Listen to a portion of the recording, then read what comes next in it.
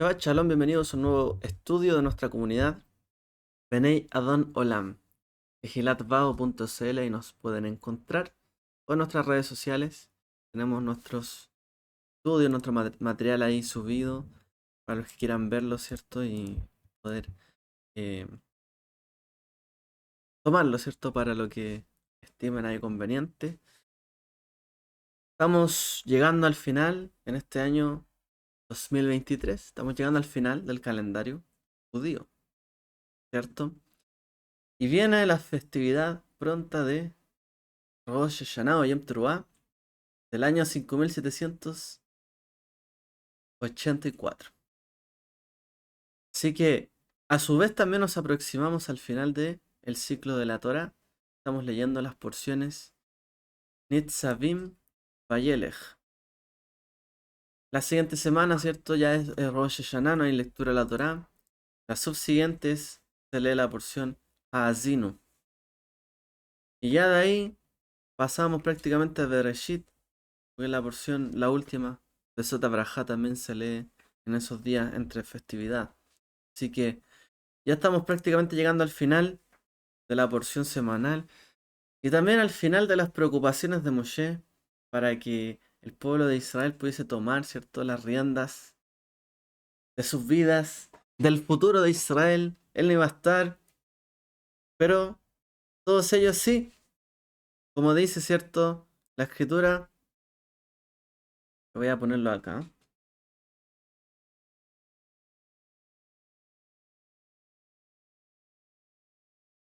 Ponerlo ahí para que... Y como les dijo Moshe a los hijos de Israel, hoy estáis todos vosotros en presencia del Señor vuestro Dios, todos vuestros jefes, vuestras tribus, vuestros ancianos y vuestros oficiales, todos los hombres de Israel, vuestros pequeños, vuestras mujeres, el forastero que está en tus campamentos, desde el leñador hasta el que saca tu agua, para que entres en el pacto con el Señor tu Dios y en su juramento que el Señor tu Dios hace contigo hoy, a fin de establecerte hoy como su pueblo y que Él sea tu Dios, tal como te lo ha dicho y como lo juró a tus padres Abraham, Isaac y Jacob. La preocupación de Moshe, ya llegando al final, que cada uno pudiese entender de qué se trataba ese pacto, pudiese entrar en el pacto que el Eterno había concertado, ¿cierto?, con Abraham, Isaac, Jacob, de establecerlos a ellos como su pueblo. Y luego dice, no hago solo este pacto con ustedes y este juramento, sino que también con los que están aquí con nosotros en la presencia, con los que están hoy aquí con nosotros en la presencia del Señor nuestro Dios y con los que no están aquí hoy con nosotros. Hay muchos que estaban y muchos que no estaban. Ustedes conocen la historia, ustedes saben lo que pasó, pero este es el llamado, ¿no? El pacto, a entrar en el pacto con el Señor ahora, en este día, hoy, dice ahí la escritura.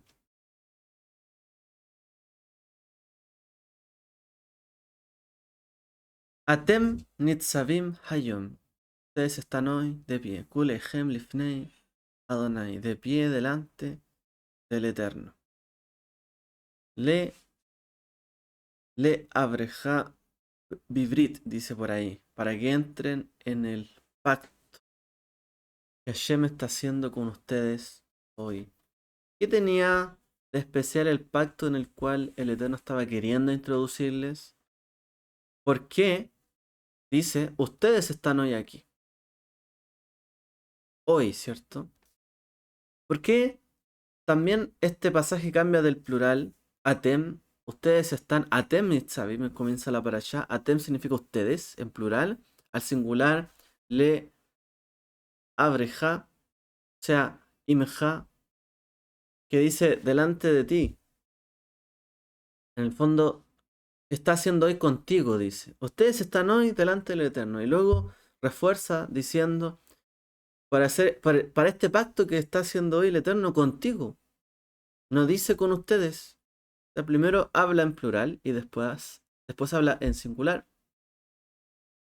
Al respecto, Los comentaristas como el Kli nos recuerda, Israel había roto un pacto con el Eterno cuando se fueron en la adoración, ¿cierto?, del becerro de oro, en ese pecado, ¿no?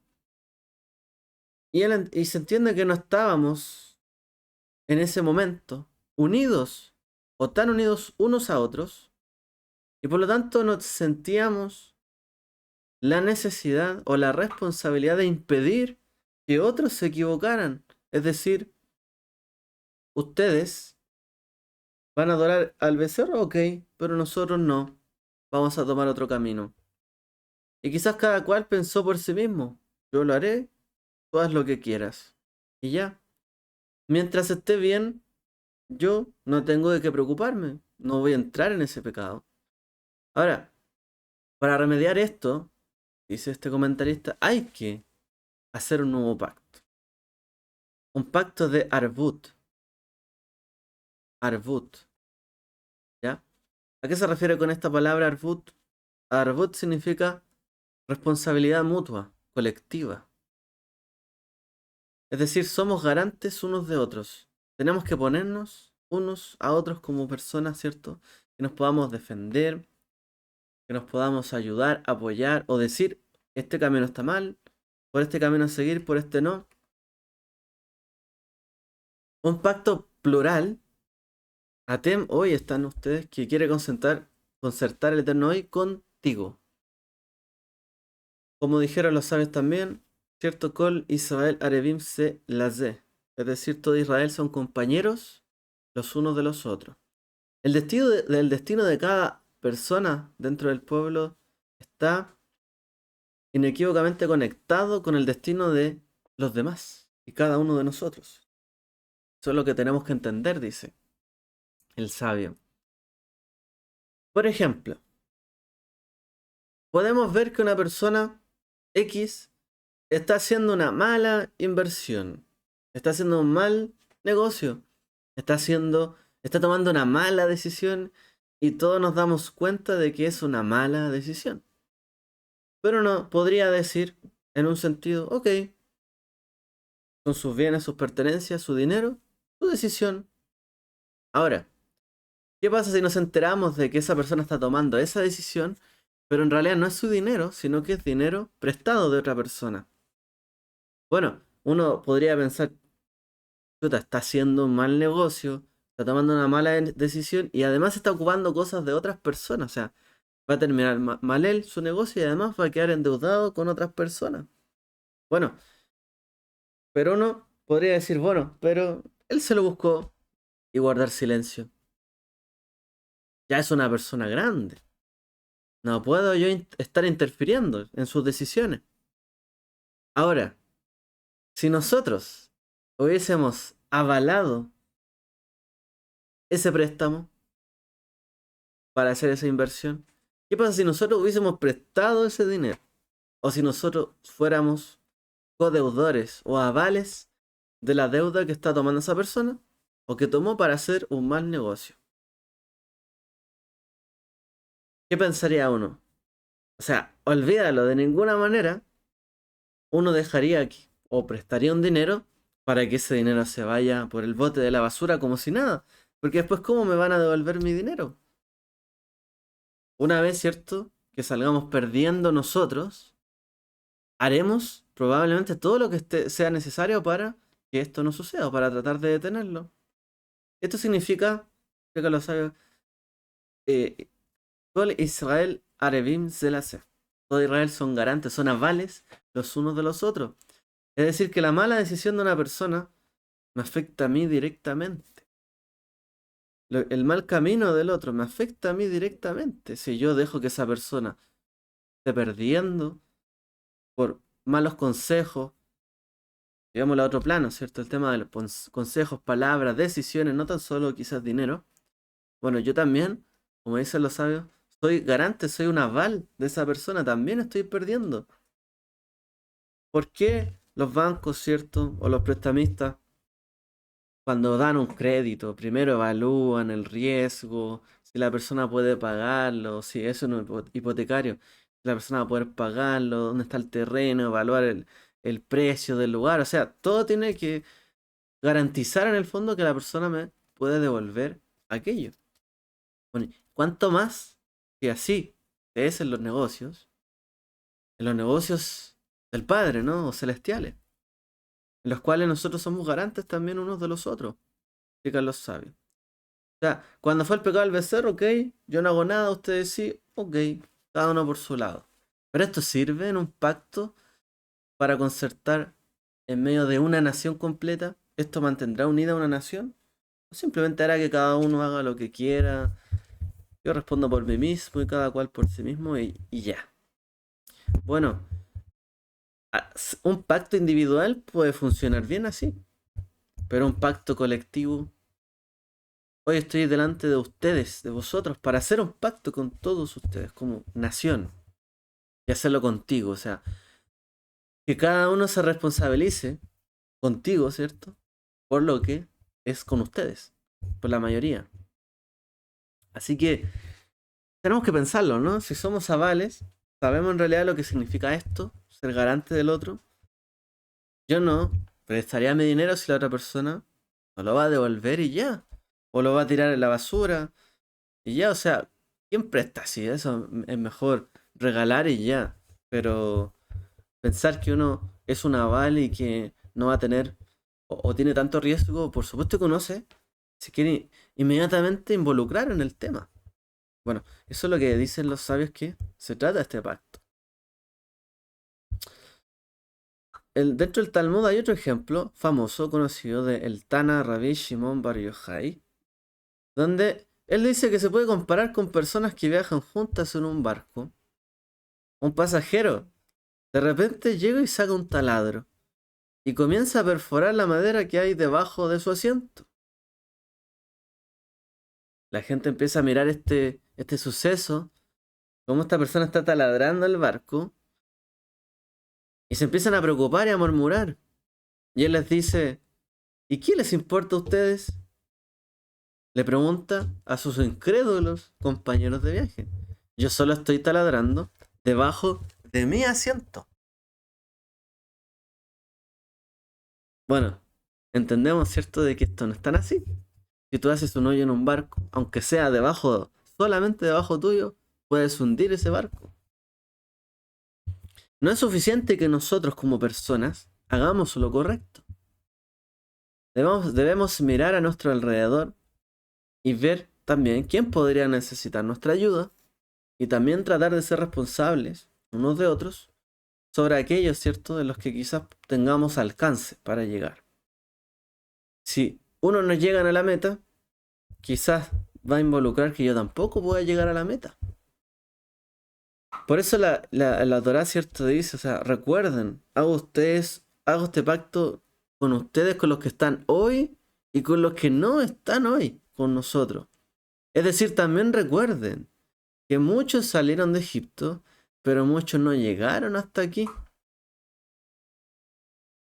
¿Quieren todos ustedes llegar a entrar a la tierra prometida, conquistarla y vivir bien y tranquilos bajo las promesas que yo hice a sus padres y a ustedes el día de hoy?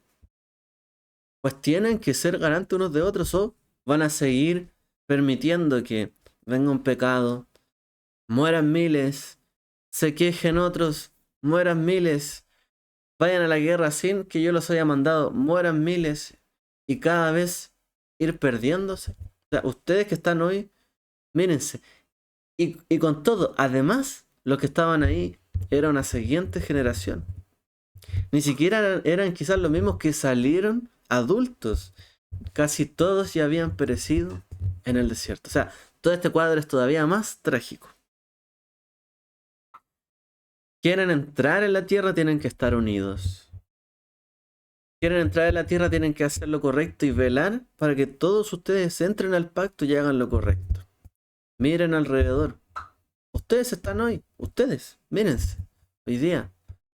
Hagan un pacto conmigo, pero también, por así decirlo, un pacto con el prójimo. Porque si el pacto de Dios nos lleva a amar a Dios, porque eso se trata, ¿cierto? El pacto, amamos a Dios y por eso le seguimos. Entonces el amor al prójimo, ¿qué es? también podríamos decir es un tipo de pacto, ¿no? Que tenemos entre nosotros. En la familia se entiende esto mejor porque cuando uno nace bajo un techo, una familia, somos familia, estamos dentro de un pacto, por así decirlo, y tenemos el deber de amarnos, de ayudarnos y apoyarnos. Pero todos ustedes también son una familia y están hoy aquí, delante, cada uno.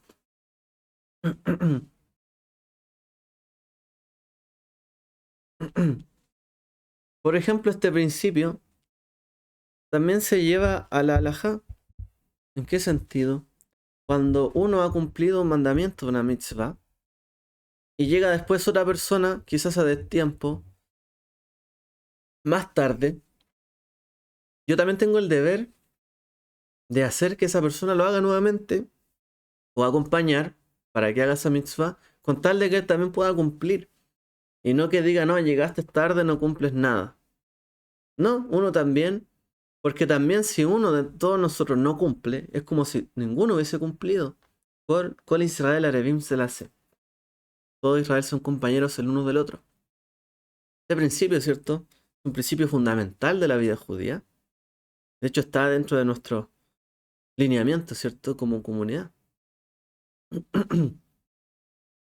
Em, Hubo un tiempo dentro de, hablemos, persecución contra los judíos.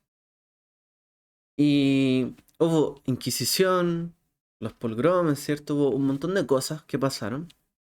Y hubo un momento en Rusia, ¿ya? Donde estaba siendo juzgado un judío por haber asesinado brutalmente, o presuntamente, mejor dicho, a un niño cristiano. Y además usar la sangre de ese niño para hornear matzot. Esto es verdad, o sea, hay cosas que ocurrieron en ese tiempo, acusaciones terribles y horribles, ¿ya? Entonces, se le acusó a un judío de asesinar a un niño, matarle con su sangre, cocinar, prácticamente. Ahora, la fiscalía en ese tiempo afirmaba que el Talmud incitaba a los judíos a asesinar a los cristianos. Y su clara prueba era una declaración que había hecho también Rabbi Shimon Bar Yochai, donde él dice lo siguiente: ustedes, Atem, ustedes, son llamados Adam. Adam significa una persona. Y los gentiles no son llamados Adam, una persona. Y decían ellos, si el Talmud enseña que los gentiles no son considerados personas, no es de extrañar que ellos, los judíos, asesinen a nuestros hijos sin ningún sentimiento de culpa o de conciencia. Bueno, en aquel entonces pasó el rabí o el Rab Meir Shapiro de Lublin, envió a otro rabino que se llamaba Masé, el gran rabino de Rusia, la explicación correcta para silenciar esa acusación en ese entonces. Y él explicó lo siguiente: Kol Israel Arevim Zelase. Esto significa que el destino de Mendel, de esta persona que estaban acusando, vía luz, afecta a toda la nación. O sea, el destino de él le afecta a toda la nación judía.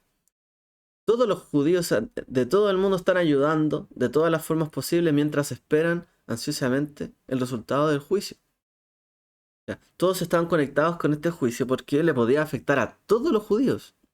Si los judíos eran acusados y además se comprobaba, ¿cierto?, por esos métodos que en realidad consideraban que los demás eran sus enemigos y querían matar o consideraban como animales y no personas al resto de las naciones, iba a perjudicar a todos los judíos en todas las naciones. Probablemente iban a ser acusados, estigmatizados aún más de lo que ya lo fueron. Entonces decían, todos estamos esperando expectantemente este juicio. Nos afecta a todo lo que le pase a él. ¿Cuál sería la reacción de las naciones si un, comillas, gentil fuera juzgado por un delito en una tierra lejana? Pregunta él. Es decir, ¿qué pasa si por ejemplo, ya, aquí en Chile, si un chileno fuera juzgado, sé, en China, por algún tema, aquellos en el vecindario, dice, participarían de alguna manera activamente en tratar de ayudar al acusado. O sea, si nosotros viéramos un chileno siendo acusado en otro país, saldría en las noticias, sería una preocupación. ¿Cómo van a matar a alguien de los nuestros? ¿O lo están juzgando por eso en otro lugar? Habría cierto, eh, empatía. Los demás miembros de ese país estarían mínimamente involucrados. En todo caso, ahora los que estén fuera del país no tendrían ningún interés. O sea, nosotros aquí en el país estaríamos eh, preocupados, pero los que estuvieran, quizás los chilenos en China, digamos así, si los, es un ejemplo, digamos, inventa un país, no quiero hacer un estigma, pero X país, si hay chilenos en ese país y están matando a alguien por una condena dura, los demás que vivieran en ese país estarían muy alterados. Y si me pasa a mí, y a lo mejor nosotros estaríamos preocupados en cierto modo, pero pasa la noticia y se olvida. Y quizás después no tendríamos mucho interés. Y él dice, esa es la diferencia entre la nación judía y las demás naciones. Somos llamados, como decía el Talmud, Adam, porque somos comparados con Adam. Es decir, Adam era un individuo, una persona. Y cuando una parte del cuerpo sufre, todo el cuerpo tiene que soportar ese sufrimiento. En cambio, las naciones no son llamados Adam, es decir, una persona, porque no son comparados como si fueran un solo individuo. Cuando un miembro sufre, los demás no experimentan tal sufrimiento. Pero ellos son Anashim, personas o gente, no Adam, una persona. Eso es lo que significa, dicen, Kol Israel Arevim Selassie. Porque en realidad todo lo que pasara con la nación judía en ese entonces, con estos juicios, afectaba no solo a los que vivían ahí, en todos los países del mundo. Tuvieron los judíos que defenderse muy duramente, ¿cierto? Y muy frágilmente contra sus enemigos. Les afectó de muchas formas. Entonces, eso es lo que explican. Somos uno. Y lo que nos pase afecta en realidad a todos. En cambio, las naciones no actúan siempre de esta forma. Esa es la gran definición. La Parashá Netzavim. La Parashá Netzavim se lee siempre antes de Rosh Hashanah. Y está íntimamente conectada con esta festividad. Dice la escritura, Re nasati lefaneja hayom et hachayim beet atov, ve'et hamavet ve'et hará. Mira, yo he puesto ante ti la vida, el bien y la muerte, y el mal. ¿Qué día es hoy? Mira, yo he puesto hoy. ¿Qué día es hoy? Bueno, ¿qué día es Rosh Hashanah? La festividad que viene, ¿cierto? La fecha. ¿Qué día es? Se sabe que esa fecha, ¿no? Es el día en que el Eterno creó a Adán. Adán, a Rishon, como se le llama, el primer Adán, el primer hombre, el que era uno. Es decir, una vez el Eterno empezó este mundo con un Adam Arishon. Y fue una persona que tenía un libre albedrío completo. Así el Eterno inició este mundo. Cada año, por así decirlo, el mundo se renueva. Y la tarea de uno también es aceptar, dentro de nuestro libre albedrío, el reinado de Dios. El desafío de Adán también fue ese. Aceptar el yugo o el reinado de Dios sobre su vida. Él era una persona libre, sí, pero no cumplió, digamos, con someterse, ¿cierto?, al mandato de Dios, al único mandato que le había dado. Pues también es un recuerdo para nosotros de que nosotros como hombres, personas, debemos, ¿cierto?, mujeres, niños, debemos recibir el reino de los cielos. Es para nuestro beneficio seguir, ¿cierto?, las reglas de un mundo que Dios ha creado. No lo hicimos nosotros. Nosotros no creamos este mundo. Él lo hizo. Si queremos destruirlo, ¿me afecta solo a mí o no? A todos. Si destruyo este mundo, a todos les va a afectar. A lo mejor más tarde que temprano, pero a todos nos afecta. somos Adán. Fuimos creados como uno porque el destino de lo que hacemos, aunque sea en la más mínima repercusión, finalmente termina, ¿cierto?, recayendo en los demás. Eso es lo que tenemos que entender. Y hoy día este mundo, ¿no?, está hablando, pensando sobre los temas del calentamiento global. Lo que está pasando es por lo mismo. Lo que hacemos perjudica a otros.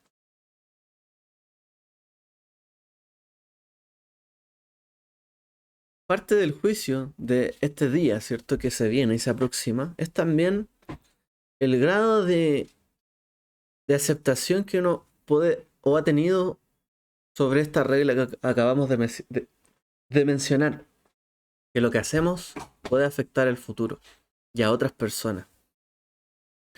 Porque lo que hacemos en ese día precisamente afecta el futuro, eso se enseña. Es decir, en la medida en que yo cambie, en la medida en que yo haga algo o no, afecta a los demás y afectará también a mi futuro y al futuro de los demás. A esto se refiere también esta fecha especial. En este día nos es dada la elección, ¿no?, para escoger entre la vida y la muerte, el bien o el mal. Que debemos escoger la vida y estar cerca de Dios. Elegir una vida en que reconozcamos, ¿cierto?, que vivimos bajo su supervisión divina. Elegir la vida, ¿cierto?, es también elegir saber que nuestro destino está ligado no solo al de nosotros mismos, al de otros también. Cuando uno dice, bueno, cada cual verá quién se salva o quién no se salva, y ya. Muchas veces, ¿cierto?, la doctrina hace pensar de que cada uno toma la elección y cada uno es salvo y ya. Entonces es difícil pensar que hay un pueblo escogido así. Finalmente los escogidos para ese tipo de mentalidad son solo los que han aceptado seguir ese camino. Pero cuando uno lee la Biblia, ¿el pueblo escogido de Dios es solo los que han aceptado eso? ¿O son todos? Si uno se fija, son todos. El pueblo de Dios son todos los descendientes de. De allá que cada cual escoja qué elige, cosa de uno, pero también es cosa de todos, colectiva. Cuando a algunos les va bien y en todos les empieza a ir bien, a todos les va bien. Pero si algunos se condujeron bajo el mal, la Torá nos enseña claramente cuando algunos murmuraron. De los 12 espías, 10 hablaron mal. Todos salieron perdiendo. Cuando algunos murmuraban por el desierto, a lo mejor no eran todos. Vino plaga. Cuando algunos se rebelaron contra Moshe, también mal. No fueron todos. Es decir, que el destino de algunos afecta a los demás también. Entonces pensar que cada uno es independiente y puede ser, comillas, un nuevo hombre, un hombre restaurado, el hombre perfecto, pero separado de los demás, no es posible. Esta visión no existe dentro de la Torá de esa forma. El pueblo de Dios es algo más allá, ¿cierto? Mucho más grande. Bueno, esto es para que entendamos, ¿cierto?, que somos un pueblo, una nación, y debemos, ¿cierto?, ser unidos y trabajar juntos. Nuevamente, la Torá comienza diciendo, hoy estáis todos ustedes, vosotros aquí, parados. ¿Qué es lo que se dijo en el capítulo anterior de la Torá? En Deuteronomio 29 se mencionaron 98 maldiciones. Y uno se dice, bueno, el pueblo después de escuchar casi 100 maldiciones, ¿qué le pasó a esta generación que estaba escuchando de nuevo? Hoy estáis todos aquí parados, habiendo escuchado recién 98 maldiciones. Bueno, el Midrash enseña que después de escuchar todo esto, el pueblo de Israel se puso verde, se desanimó y se preguntó, ¿y quién podrá resistir todas estas maldiciones? Inmediatamente dicen que perdió la esperanza. ¿Qué será de nosotros? ¿Qué pasará con nosotros? Por eso, capítulo 29, maldiciones, capítulo 30, Moshe dice lo siguiente, aquí estamos en el 31, estamos volviendo al pasado. Y en el 30 Moshe intenta apaciguarlo y les dice, aún están aquí después de 40 años en el desierto. Sí, enojaron al Eterno muchas veces, incluyendo los incidentes del Geta Egel, el pecado del becerro, los espías, los quejumbrosos, pero Él nunca los destruyó a todos, todavía están aquí. Sí, es cierto, hay maldiciones, pasaron cosas graves, pero todavía están aquí. Ahora, este apaciguamiento de Moshe con sus palabras, después de haber sido tan duro con las maldiciones, parece contraproducente. Uno podría pensar, bueno, el único objetivo de Moshe al decir esas maldiciones fue infundir temor, miedo en las personas.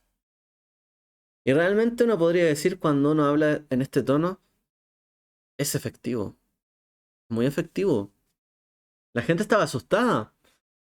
Moshe lo sacudió de una manera exitosa. Pero ahora hay que deshacer esto. No te preocupes.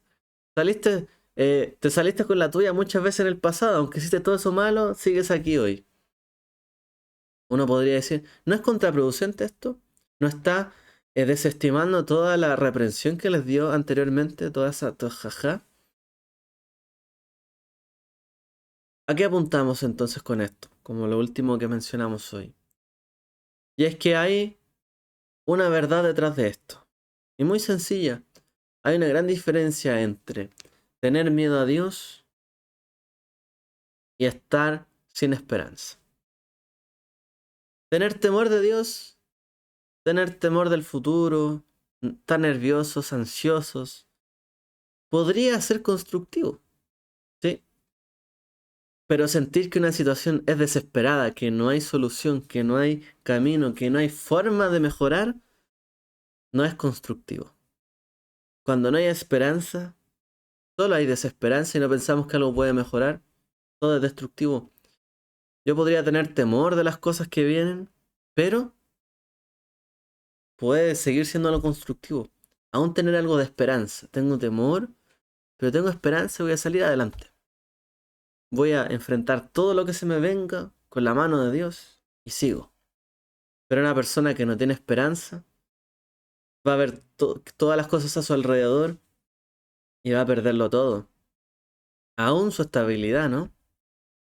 Bueno, esto es lo que estaba sucediendo quizás después de haber pronunciado estas maldiciones. El pueblo está diciendo, ¿qué queda de nosotros? Nuestros padres todos murieron en el desierto. Todas esas maldiciones les recayeron sobre ellos. Fueron malos y nosotros estamos acá. ¿Qué será de nosotros? Probablemente tampoco podamos seguir con todo esto.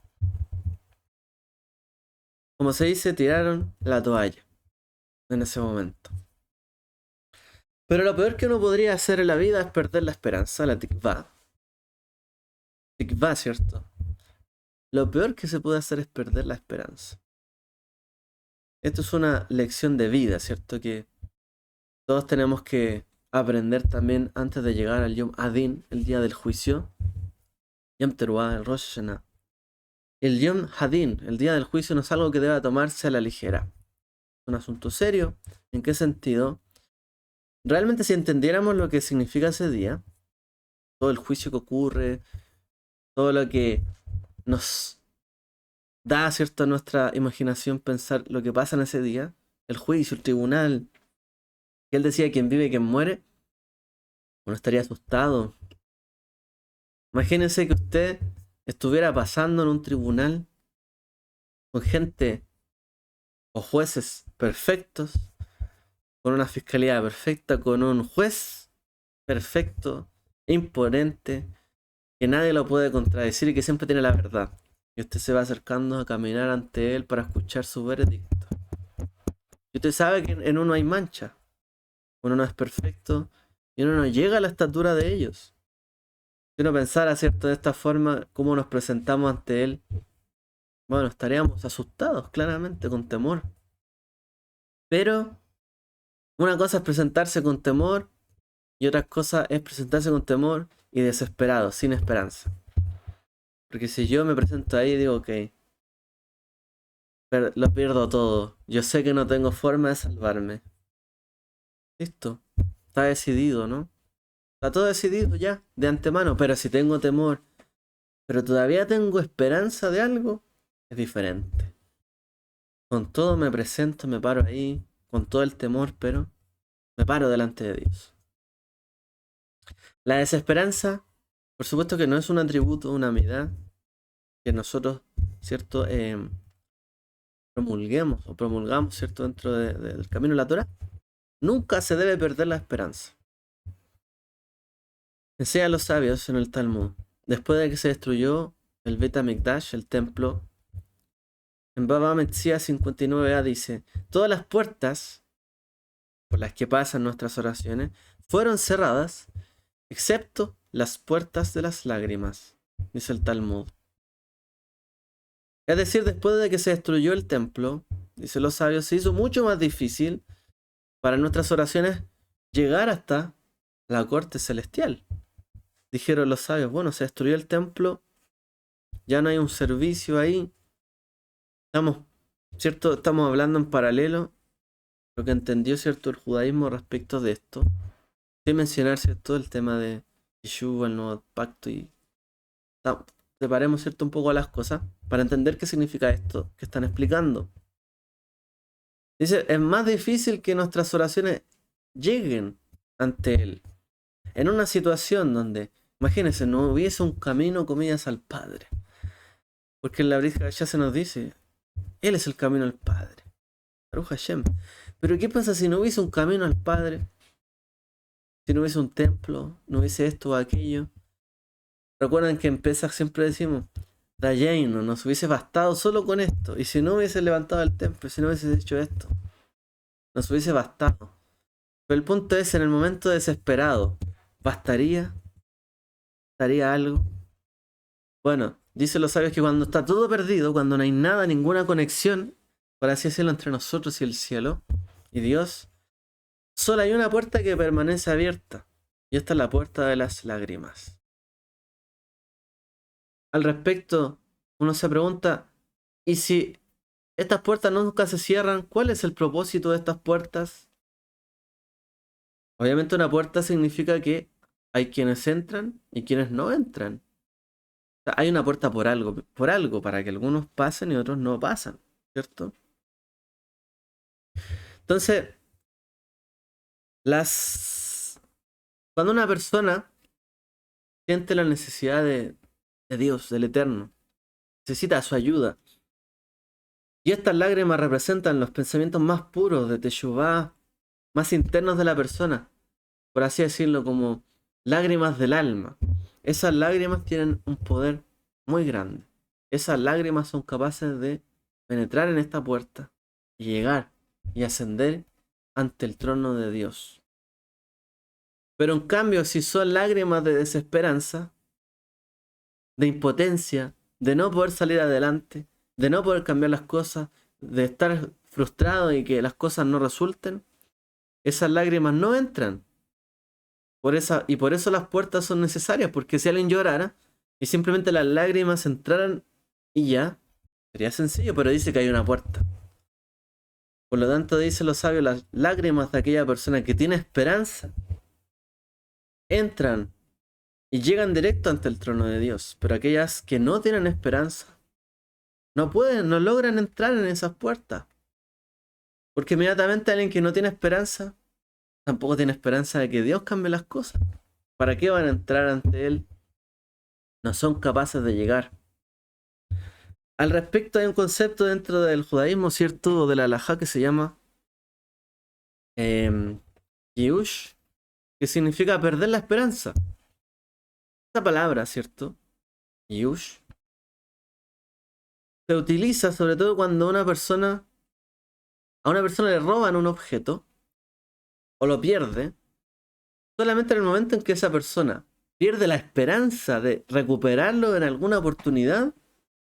Por ejemplo, si alguien se lo encuentra y lo vende, bueno, aquella persona que lo compra puede quedárselo. Solo si aquella persona a la que se le perdió o aquella persona a la que se lo robaron ya perdió toda esperanza y desistió de continuar, ¿cierto?, buscando ese objeto. Porque si todavía hay un caso abierto, está buscando, tiene una denuncia de robo, está tratando de encontrar esto, bueno, por supuesto que la propiedad, él sigue buscando su propiedad. Pero si ya la desestimó, la dio por perdida, en términos prácticos, el que se lo quede, bueno, se lo quedará y ya. Hablemos de cualquier tipo de objeto, quizá, no algo, hasta algo pequeño, una moneda. Si yo busco una moneda que se me perdió, ya cuando perdí la esperanza, bueno, ya se me perdió. ¿Alguien se la encontró o me encontró una moneda? No es que sea un ladrón por encontrarse una moneda. Pero si alguien la está buscando y dice, alguien encontró una moneda aquí y yo la encontré y yo no digo nada, soy ladrón, estoy robando. Pero si yo encontré la moneda y escucho a alguien que la está buscando todavía con la esperanza, toma, yo la encontré. Listo. Ahí se le devolvió el objeto. Yush.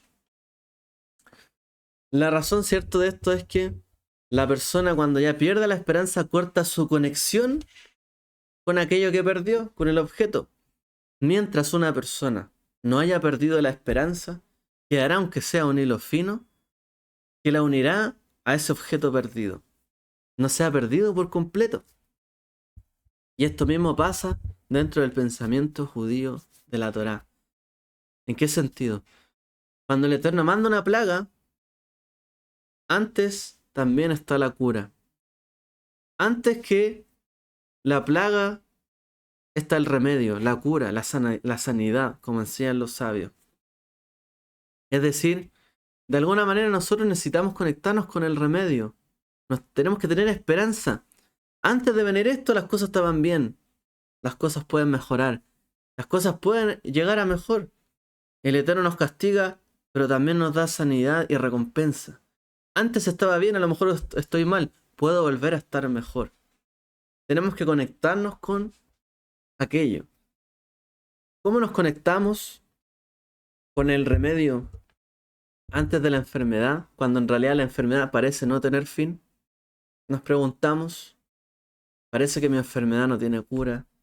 Esto que me envió Dios no tiene remedio ni una vuelta que darle. ¿Cómo nos podríamos conectar con ese remedio, esa cura, esa sanidad? En realidad, siempre existe, aunque sea una tenue conexión entre ese remedio y nosotros. Y esa conexión es la esperanza. No hay otra conexión. Siempre es la tikvá, la esperanza. Y esa misma esperanza que conecta a una persona con algo que se le perdió, es la esperanza que también puede conectar a una persona que vive una situación muy difícil o desesperada, de una enfermedad, quizás sin cura, pero confiando en que el Eterno todavía lo puede sanar y salvar. En esperanza. Porque aun si no es en este mundo, seguiré conectado con Él en el mundo venidero, saltaré, correré y seré libre como Él, ¿cierto? Me permitirá hacerlo. Pero cuando una persona pierde la esperanza y siente que si su situación es inútil, difícil, no hay vuelta atrás, se cortó la conexión, aunque sea vaga, entre la cura y la plaga, o entre la cura y la enfermedad. De nuevo, retomemos, cuando uno pierde un objeto y todavía tiene la esperanza de recuperarlo, y alguien lo encuentra, lo puede volver a tomar. Todavía puede recuperarlo, cuando todavía existe la esperanza de recuperarlo. Pero si yo permito que prescriba esa conexión y digo, bueno, ya no me interesa, la dejo pasar, no sigo en la búsqueda, perdí toda esperanza, no puedo recuperar ese objeto, ya pasó a ser de otro. Puede pasar a ser de otro. Y cuando en la enfermedad siento lo mismo, cuando todavía tengo esperanza de sanarme y me tomo de esto, todavía tengo la conexión con la sanidad. Todavía podría llegar a recuperar mi sanidad. Pero cuando yo perdí la conexión, como si fuese un objeto perdido, no tengo más esperanza ni hay más vuelta que darle a las cosas. Por eso, por muy desesperada y abrumadora que parezca una situación, nunca debemos perder la esperanza. Y por eso es que a los judíos se les llama así, Yehudim. ¿Por qué? Porque cuando Joseph confrontó a todos sus hermanos, ¿se acuerdan cuando ya era virrey de Egipto? Y planteó una evidencia incriminatoria. Y todos dijeron, ahí está la copa. Dicen los sabios que muchos perdieron la esperanza. Pero solo fue uno el que no perdió la esperanza. Dice Vayigash Yehudá. Y se acercó Yehudá a él. Y no perdió la esperanza. No abandonó en el fondo diciendo, sí, estaba la copa, somos culpables. Se acercó, fue todavía a negociar, a tratar de ver con él qué se podía hacer. Y no perdió la esperanza. Él nunca la perdió y por eso también dicen algunos, los judíos se les llama así, Yehudim, porque no perdieron la esperanza. Así que por muy difícil, aterrador, complejo que sea el día del juicio, o imaginarnos en el día del tribunal celestial, existe una diferencia entre tener temor y la desesperanza. Tenemos que tener esperanza aún en el temor.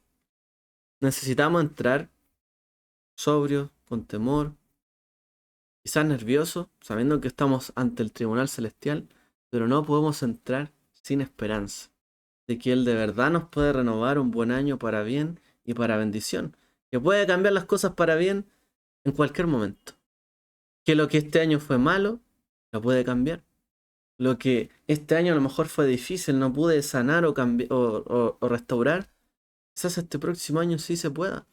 Lo importante es que no perdamos esa esperanza, esa conexión. O habremos dado todo por perdido. Y el Eterno no dio por perdido a nadie, ni a uno de sus hijos. Y Yeshua dijo, a ninguno. De lo que me has dado, de los que me has dado, he perdido. No tiene que haber una desesperanza, sino que no tenemos que dar nada por perdido. Eso es lo que consiste en ser luchadores más que vencedores y saber que somos ciertas personas virtuosas en Dios, que Él nos ha dado lo que necesitamos y nos ha dado la fuerza para luchar con la carga que Él nos ha puesto en nuestra vida. Que el Eterno les bendiga a todos. Shabbat Shalom.